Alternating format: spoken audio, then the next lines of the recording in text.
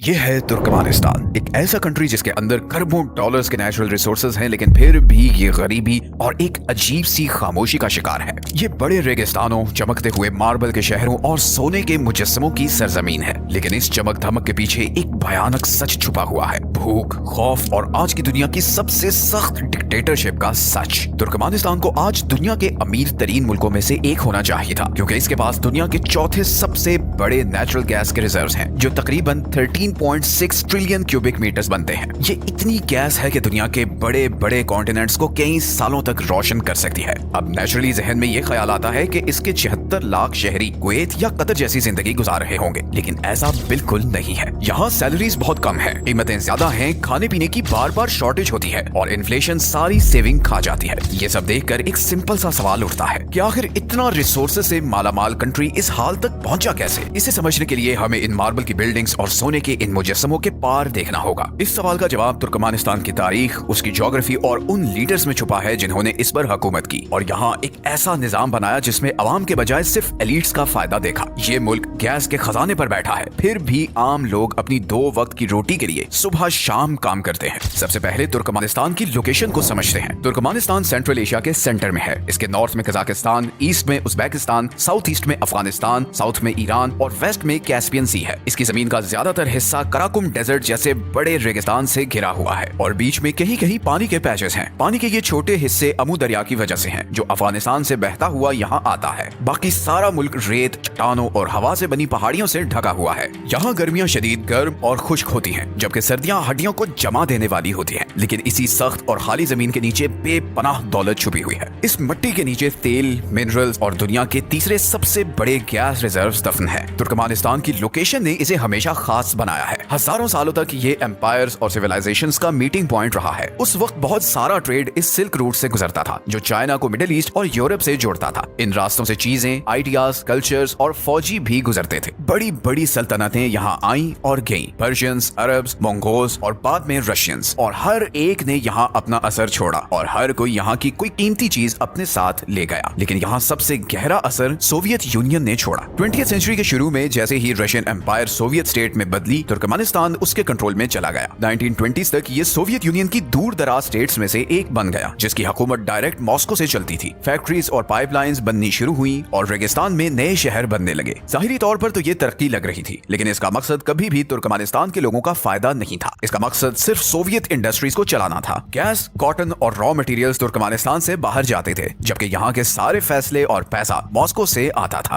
1980s तक Turkmenistan Soviet union का एक खामोश और भुलाया हुआ कोना बन चुका था। यहाँ पर कम्युनिस्ट पार्टी का सख्त कंट्रोल था। स्टेट डिसाइड करती थी कि आप क्या बोल सकते हैं, कहाँ काम कर सकते हैं और यहाँ तक कि क्या सोच सकते हैं। ना कोई डेमोक्रेसी थी, ना फ्री स्पीच और ना ही कोई प्राइवेट प्रॉपर्टी खरीद सकता था। इसके बावजूद यहाँ एक अजीब सी स्टेबिलिटी थी, ऐसी स्टेबिलिटी जो एक लम्हे में टूटने वाली थी। और वो लम्हा 1991 में आया। सोवियत यूनियन टूट गया और पूरे सेंट्रल एशिया में कंट्रीज ने आजादी का ऐलान कर दिया। लेकिन तुर्कमानिस्तान में ना कोई इनकलाब आया, ना बगावत और ना ही आजादी का जश्न हुआ। वो ऑफिसर्स जिन्होंने सोवियत यूनियन की खिदमत की थी, वो ही यहाँ पावर में रहे। बस उन्होंने झंडा बदला, नया नेशनल एंथम लिखा और इसे आजादी का नाम दे दिया। लेकिन कंट्रोल अब भी सब मॉस्को से ही हो रहा था। इस सब के पीछे सपर म्यूरात नियाज़ोव थे, जो एक पुराने कम्युनिस्ट ऑफिशियल थे और सालों तक मॉस्को की खिदमत कर चुके थे। आजादी के बाद वो अचानक नए तुर्कमेनिस्तान के प्रेसिडेंट बन गए। 1992 में वो इलेक्शन में अकेले खड़े हुए और 99% वोट्स के साथ जीत गए। जो पेपर पर डेमोक्रेसी लग रही थी, वो हकीकत में एक नए नाम के साथ डिक्टेटरशिप ही थी। नियाज़ोव ने मुल्क पर बादशाह की तरह हुकूमत की। उसने अपना नाम तुर्कमन बाशी रख लिया, जिसका मतलब है तुर्कमन लोगों का लीडर। उसका चेहरा हर जगह नजर आने लगा, करेंसी पर, बड़े बिलबोर्ड्स पर और टीवी स्क्रीन्स पर। उसने रेगिस्तान में बड़े बड़े मार्बल के महल बनाए, जबकि आम लोग सिर्फ रोटी खरीदने के लिए लंबी लाइंस में खड़े। ताकत से खुश नहीं था, उसे अपनी पूजा भी करवानी थी। नियाज़ोव ने रूहनामा नाम की किताब लिखी, जिसमें हिस्ट्री, रिलीजन और उनकी अपनी लाइफ स्टोरी मिक्स थी। ये स्कूल्स में पढ़ना लाजिम हो गया। ड्राइविंग लाइसेंस या गवर्नमेंट जॉब लेने के लिए भी इसे पढ़ना जरूरी था। नियाज़ोव ने कहा कि इसे 3 बार पढ़ने से जन्नत में जगह पक्की हो जाएगी, बल्कि वो इससे भी आगे बढ़ गया और साल के महीनों के नाम बदलकर अपने और अपनी माँ के नाम पर रख दिए। उसने ओपरा,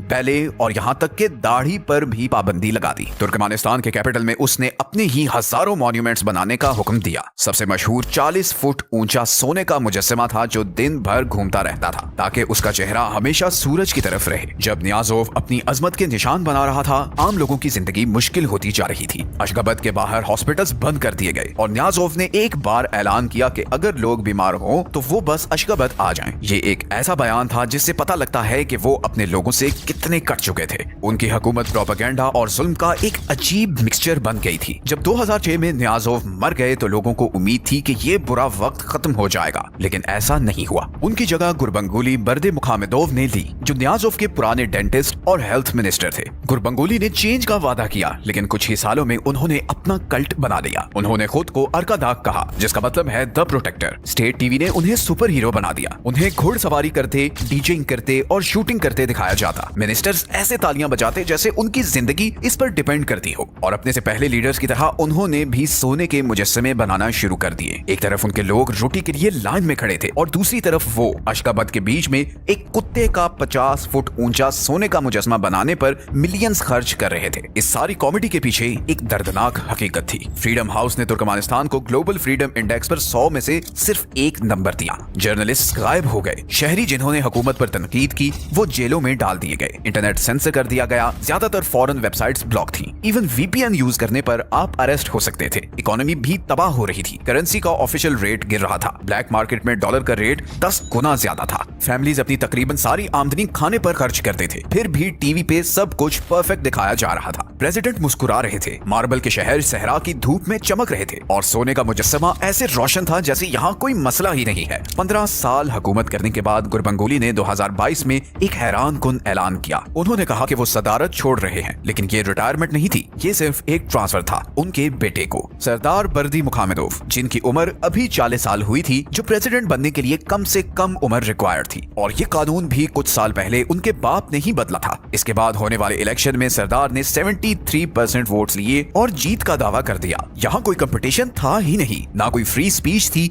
और ना अपना लीडर चुनने की असल आजादी थी। ये डेमोक्रेसी नहीं, विरासत थी। खैर, लोगों को उम्मीद थी कि नौजवान लीडर नए आइडियाज लाएगा या तुर्कमेनिस्तान को दुनिया के लिए खोलेगा, लेकिन ये उम्मीदें जल्द ही खत्म हो गई। चेहरे तो बदल गए मगर निजाम वही रहा। बर्दिमुखामेदोव खानदान ने इख्तियार पर अपनी गिरफ्त और मजबूत कर ली। इलेक्शन के फौरन बाद कॉन्स्टिट्यूशन दोबारा बदला गया। पीपल्स काउंसिल नाम का एक नया इंस्टीट्यूशन बनाया गया और इसे प्रेसिडेंट से भी ज्यादा ताकतवर बना दिया गया। गुरबंगुली, जो कि एक्स प्रेसिडेंट थे, उनको इस ऑर्गेनाइजेशन का लाइफ टाइम चेयरमैन बना दिया गया। आज बाप और बेटा मिलकर हुकूमत चला रहे हैं। सरदार सरकारी मीटिंग्स और फॉरेन टूर संभालते हैं, जबकि उनके फादर पर्दे के पीछे असल ताकत हैं। तुर्कमेनिस्तान के सरकारी दफ्तरों में अब 2 तस्वीरें साथ साथ लटकती हैं, गुरबंगुली और उसके बेटे की, और ये दोनों पूरे तुर्कमेनिस्तान को कंट्रोल कर रहे हैं। आज तुर्कमेनिस्तान पर ना सिर्फ एक अथॉरिटेरियन गवर्नमेंट है, बल्कि ये दुनिया से बिल्कुल कट ऑफ है। फॉरेन जर्नलिस्ट्स को अंदर आने की इजाजत नहीं और लोकल रिपोर्टर्स जो सच बोलने की कोशिश करते हैं उन्हें खामोश करा दिया जाता है। आम शहरी आजादी से सफर नहीं कर सकते और मुल्क छोड़ना तो इंतहाई मुश्किल है। फोन कॉल्स मॉनिटर की जाती हैं और लोग जानते हैं कि उनकी बातें रिकॉर्ड हो रही हैं, इसलिए ज्यादातर लोग खामोश रहते हैं और बहुत सोच समझ कर बात करते हैं। यहाँ कोई फ्री मीडिया नहीं है। हर खबर की शुरुआत लीडर की तारीफ से होती है और खत्म इस बात पर होती है कि यहाँ जिंदगी कितनी शानदार है। इंटरनेट दुनिया में सबसे स्लो है और तकरीबन सारे सोशल मीडिया प्लेटफॉर्म्स जैसे यूट्यूब, व्हाट्सएप, टेलीग्राम, ये सब ब्लॉक हैं। लोग ऑनलाइन अपनी राय का इजहार नहीं कर सकते, इसीलिए वो डर के मारे आपस में चुपके चुपके बात करते हैं कि कहीं कोई गलत लफ्ज उन्हें मुसीबत में ना डाल दे। अशगाबत के बाहर जिंदगी और भी मुश्किल है।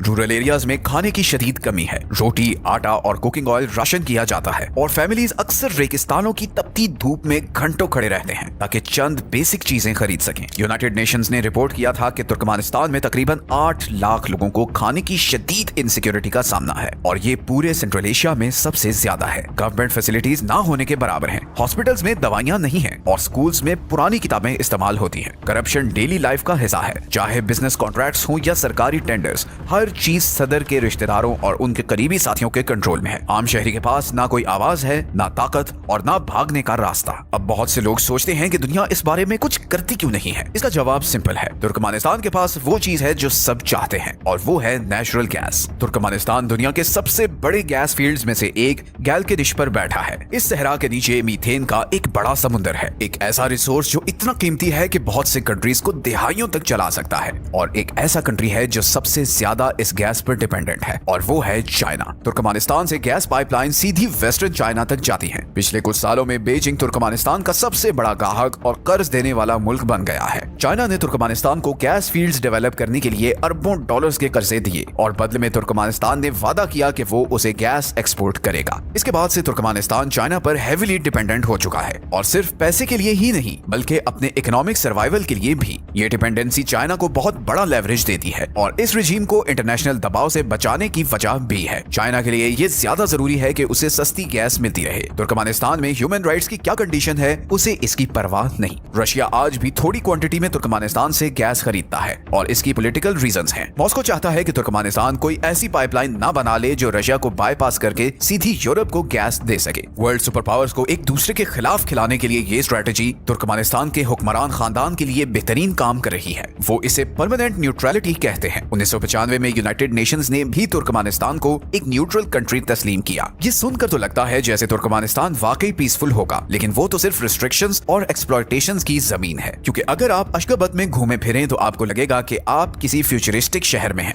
बिल्कुल व्हाइट मार्बल की बिल्डिंग्स, चौड़ी और खुली सड़कें और सोने के मुजस्समे, लेकिन ये सब एक दिखावा है, प्रोपेगेंडा के लिए सजाया गया एक स्टेज। तुर्कमेनिस्तान हर साल गैस एक्सपोर्ट से अरबों डॉलर्स कमाता है, लेकिन ये सब कहां जाता है? लोगों के पास नहीं, स्कूल्स या हॉस्पिटल्स में नहीं, बल्कि ये ऑफशोर अकाउंट्स, लग्जरी गाड़ियों, घरों और मॉन्यूमेंट्स में जाता है। ट्रांसपेरेंसी इंटरनेशनल तुर्कमेनिस्तान को दुनिया का 165th सबसे करप्ट कंट्री डिक्लेयर करता है 180 कंट्रीज की लिस्ट में से। तुर्कमेनिस्तान एक सक्सेस स्टोरी बन सकता था। ये अपनी नेचुरल गैस को एजुकेशन, हेल्थ और डेवलपमेंट में लगा सकता था। ये सेंट्रल एशिया का अगला दुबई बन सकता था, लेकिन इसके बजाय ये एक इबरतनाक मिसाल बन गया। इस बात का सबूत कि नेचुरल रिसोर्सेज एक कौम को तबाह कर सकते हैं जब वो लालची लोगों के कंट्रोल में हो। ऐसी गरीबी कोइंसिडेंस नहीं है, ये प्लान की गई है। एक ऐसा निजाम जो ताकत को चंद हाथों में रखने और लाखों दिलों में खामोशी रखने के लिए बनाया गया है। 21st